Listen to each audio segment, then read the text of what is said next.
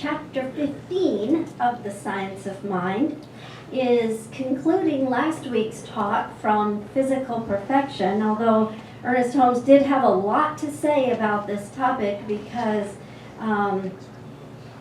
he says the title is Physical Perfection Concluded, but I suspect that as we go through the rest of these chapters, it is never concluded, and we are living evidence of that as we live our lives and experience our lives and play it forward. So at the end of chapter 14, Ernest Holmes writes, we must try to see and sense that always, back of appearance, perfection is. And that is what I believe is probably the most crucial point to our teaching, is to realize that truth. God is, and therefore we are. And to the degree that we are able to see that, we can begin to live it more and more.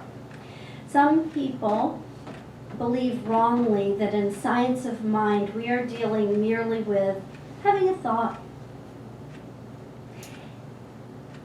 And that isn't all there is to it. We do believe that learning how to think is learning how to live. But we believe this only because we are in a state of being human. There is so much more to us than our humanity.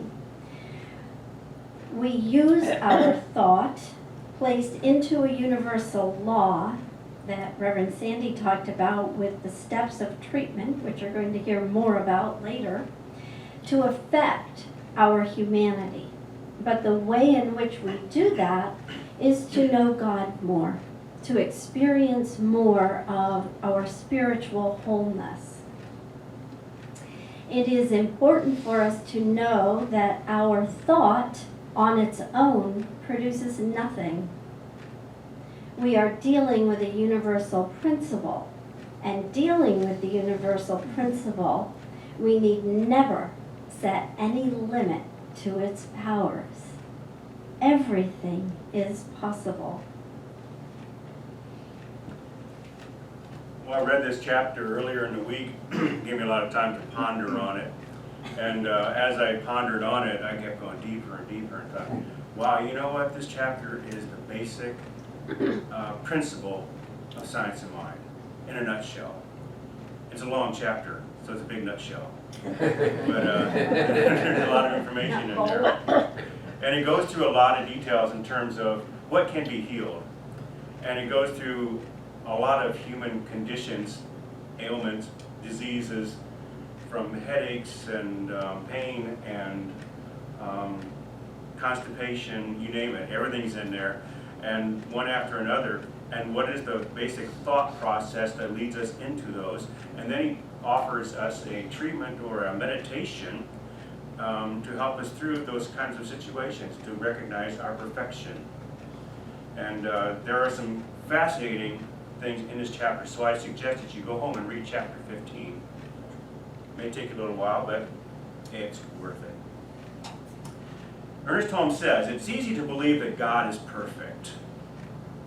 We must also believe that spiritual man is perfect.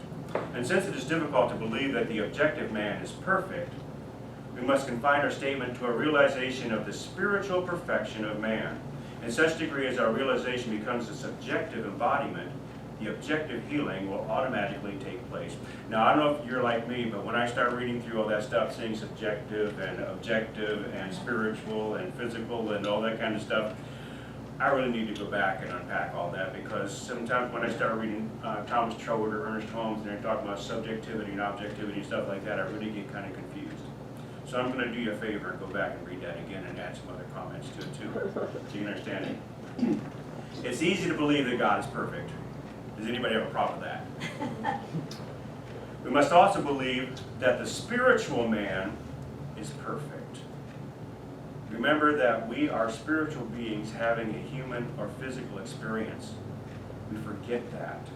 So we must always believe that spiritual man, which is what we are, which is what Sandy was talking about and what Frank was talking about too, The truth of our nature is that we are God in expression.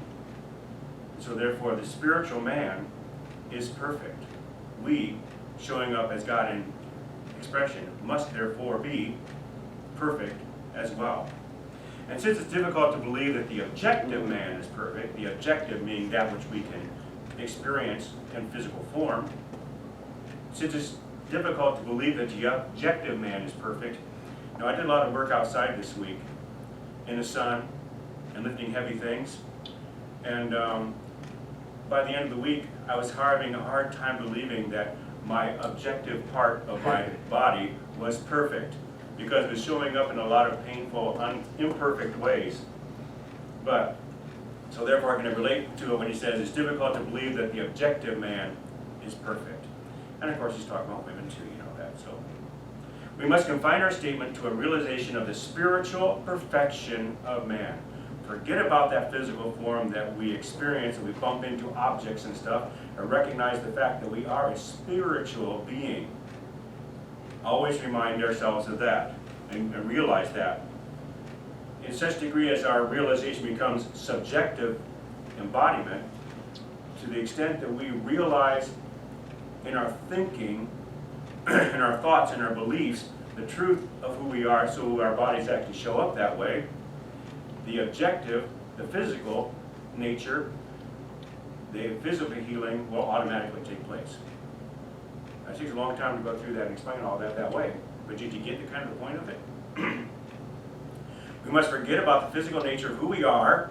I got up and took a shower and got dressed today, so I know my physical form. And I know that my physical form is here because if it wasn't here, then you would be looking at an empty space. I recognize that. But I also recognize what's more potent about who I am is my thought processes. And the thing that you know about me is probably more than my physical form, I would hope. Although it does make an impression. But I think that that which I hold in thoughts and express as my expression of God flowing through me, I think is more vital to who I am than this physical form that I show up in. I'm thankful that Sandy talked about treatment, because Holmes says we never treat the physical man, but think of man's entire being as spiritual. We never treat physical conditions. To think about a physical condition is to actually give it energy.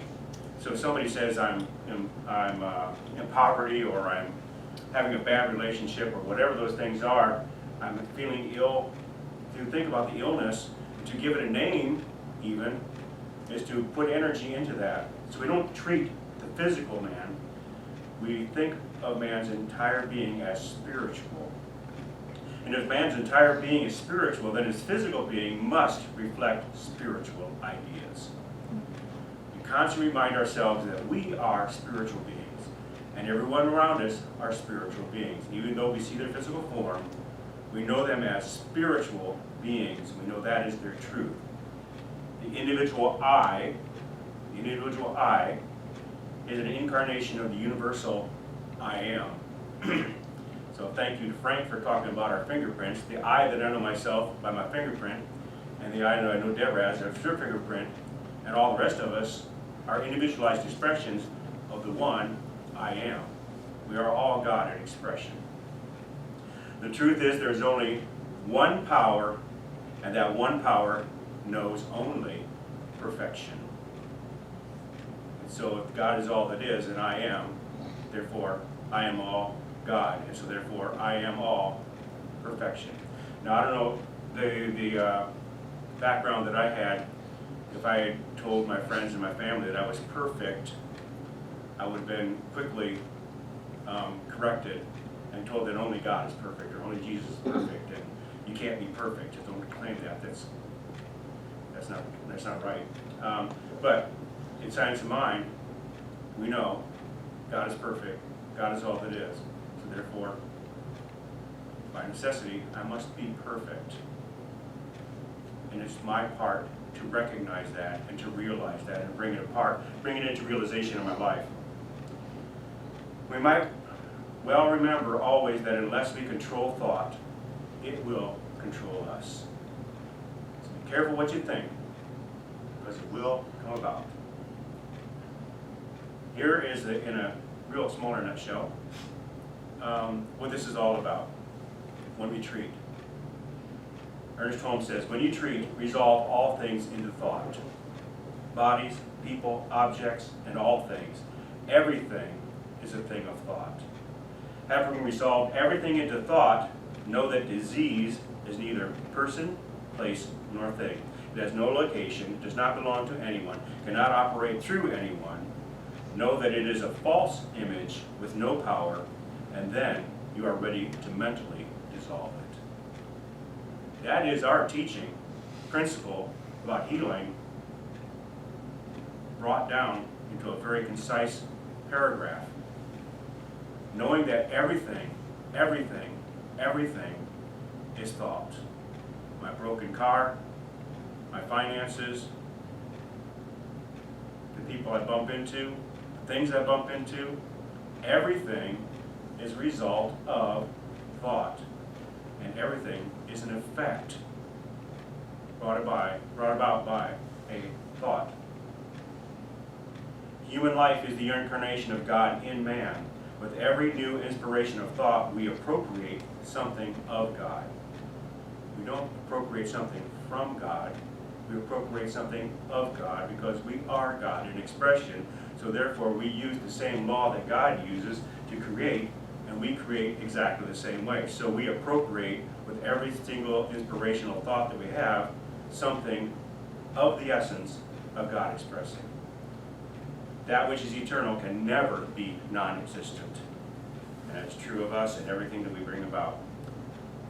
When we treat for someone, never think a sick person, yourself or someone else, is one who merely has a sick body. If you do, you will find yourself treating the body, the physical form. The cause of the disease is not in the body. The body is an effect and not a cause. We treat the thoughts that cause the disease, and to create a freedom from a disease or a condition that we do not wish to experience, we concentrate on something which we do wish to experience that will replace that and bring it about. So we never think of a bad condition, a sick person. We think about that which we do wish to experience. Anyone can help the sick who can get away from the effect long enough to perceive a different cause, a perfect cause, back of what appears to be an imperfect effect. Causes and effect. Once again, we get into these terminologies that will maybe be a little bit of a challenge. We know that we can create new conditions in our lives through causes, through positive thinking. We also know that those conditions in our lives that we do not wish to experience are nothing more than effects. Once it becomes an effect, once it becomes a manifest form, it is no longer subject to change. It is a physical form, and it is a manifestation. And so the only way we can create a different experience is with a new cause, a new idea, a new possibility to replace that which we do not wish to experience. God in us and through us and as us can only express according to his own nature, which is perfection. God himself made your body to be used as his self-expression. So therefore, everything that you do must be perfect. Do you see that? Is it? Are you judging it differently? Are you judging what you're doing and saying it's imperfect? Are you saying that God's imperfect? You are God in expression. And yeah, we make mistakes. We do things that we prefer we wouldn't have done. But it doesn't mean it's imperfect, because we simply hold a thought, pass it through a belief system, and watch it manifest. That's a perfect manifestation every time, whether you like it or not. Now, if you say, I don't much care for that one, they think, I'm going to rethink that and create something different, better than that I think will resonate with something that I do wish to experience. If you don't see it happening, have you ever seen the work of Masaru Emoto, dealing with water, messages of water? He did research on frozen water crystals and projected human thought onto the water. And so they put a container of water on a table and had like a meditation group or a study group or something sit around it and hold thoughts of peace, beauty, sorrow, anger, hatred, whatever. Everybody around the group held the same thought, concentrated on that same thought, meditated on that same thought, on that same emotional energy. And then he studied the water crystals when they froze and saw that those with anger and hatred and resentment and so on were very ugly kind of crystallizations. But those which were joy and love and peace were like perfect snowflakes, really beautiful. And he found that our actual thoughts impressed upon the water could change the nature of the water crystals when they froze. In the movie What to Believe, they come up with a statement that says 60% of your body is human. 60% of your human body is water. So imagine, if thought can do that to water, what can thought do to your body? Solomon tells us that he that is cruel troubleth his own flesh. Fortunately, the converse of it is also well. He who thinks healthful, happy thoughts will live a healthful, happy life.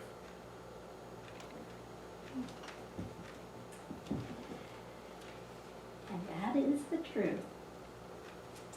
Well, we've all had a lot to say here today. So I'm going to take just a moment and look through this. All good stuff. It's a long chapter. That's a long chapter, and I'm going to minimize a little bit of it here. Okay, so get there. So I had all these awesome, incredible ideas that I pulled from the chapter that I thought were highlights. And then David came to me yesterday, and he said, wow, there's one statement that I really think you're going to love. Are you using this statement? It's on page 237. And I was like, no, I wasn't going to use that, but let me read it again. Ernest Holmes wrote, it is claimed that 70% of all diseases are the result of suppressed emotions. And so, you know what I did all day yesterday? I went down that rabbit hole.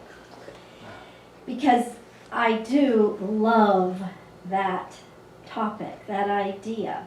And I wanted to see what today's ideas would be around that, based on the idea that he wrote that 90, 100 years ago. So here are some of the things that I found. A 12-year study by 5 doctors published in the National Library of Medicine found that emotion suppression may convey risk for earlier death. In 2013, a Harvard study found that people who bottle up their emotions increase their chance of premature death from all causes by more than 30%, with their risk factor of being diagnosed with cancer increasing by 70%. Clinical psychologist Victoria Tarot says that whether we're suppressing anger, sadness, grief, or frustration, it can lead to physical stress on our body. A study from the University of Texas found that when we don't acknowledge our emotions, we actually make them stronger. And finally, from Clemson University Extension, medical research estimates as much as 90% of illness and disease is stress-related. You know that little saying Frank gave us this morning? Stop, take a breath. Take a breath. Is it important for us to change that which we can change? Let go of that which we cannot change? And have the wisdom to know the difference? It absolutely is. To find the balance within life and maintain it. When Ernest Holmes talks about constipation, as David brought up, he points out that nothing in the world has ever been invented to equal the perfect assimilation, elimination, and circulation of humans. And these are different words, but the same idea, he said. Just imagine, if you will, that your heart held on to all the blood that was purified and really healthy. And imagine that your lungs hoarded all the air that they take in, all the oxygen. And imagine that your stomach holds on to all that food and keeps it right there in the stomach, just in case there's not enough. Lack, limitation, fear, stressors. We no longer need them. We know better. We want to let go of them. And so how do we do that? In the book, Ernest Holmes says, let go of all that is untrue about you. Those are delightful words. All the I am statements that hold negativity, that keep you back from your good, they are not the truth of you. Let go of all that is untrue about you and affirm only truth. Think of love, peace, and joy. Right now, in this moment, I invite you to stop, take a breath, and think, I am love, I am peace, I am joy, I am perfection. And that is what I want you to take home with you today. Remember that every wrong condition, as well as every most perfect condition, is made from the same substance, God stuff, you stuff, and so it is. So